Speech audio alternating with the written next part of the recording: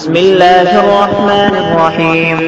الحمد لله رب العالمين، والصلاة والسلام على سيد الأنبياء والمرسلين وعلى آله وصحبه أجمعين. أما بعد، فإن أصدق الحديث كتاب الله، وأحسن الهدي هدي محمد صلى الله عليه وسلم، وخير الأمور عبادها، وشر الأمور محدثاتها، وكل محدثة بدعة، وكل بدعة ضلالة، وكل ضلالة في النار.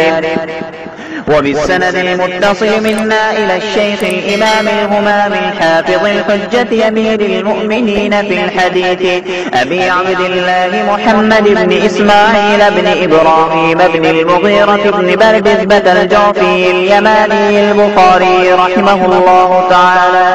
اللهم انفعنا وانفعنا بعلومهم وعلومكم أجمعين، آمين يا رب العالمين. أنه قال: حدثنا سليمان بن حرب قال حدثنا حماد بن زيد عن ثابت عن أنس رضي الله تعالى عنه وعنهم أنه قال النبي صلى الله عليه وسلم: الصبح قريبا من خيبر بغلس، ثم قال: الله أكبر، قربت خيبر، إنا إذا نزلنا بساحة قوم فساء صباح المنذرين، فخرجوا يسعون في السكك، فقتل النبي صلى الله عليه وسلم المقاتلة وسبى الذرية، وكانت السبي صفية فسارت إلى لحية الكلبي، ثم صارت إلى النبي صلى الله عليه وسلم فجعل عتقها صداقها. فقال عبد العزيز بن صهيب لثابت: يا أبا محمد، أنت قلت لأنس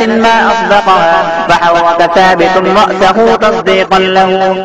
وبه قال حدثنا آدم قال حدثنا شعبة عن عبد العزيز بن صهيب قال: سمعت أنس بن مالك رضي الله تعالى عنه وعنهم أنه يقول: سبى النبي صلى الله عليه وسلم صفية فاعتقها وتزوجها. فقال ثابت لأنس رضي الله تعالى عنه: ما أصدقها؟ قال: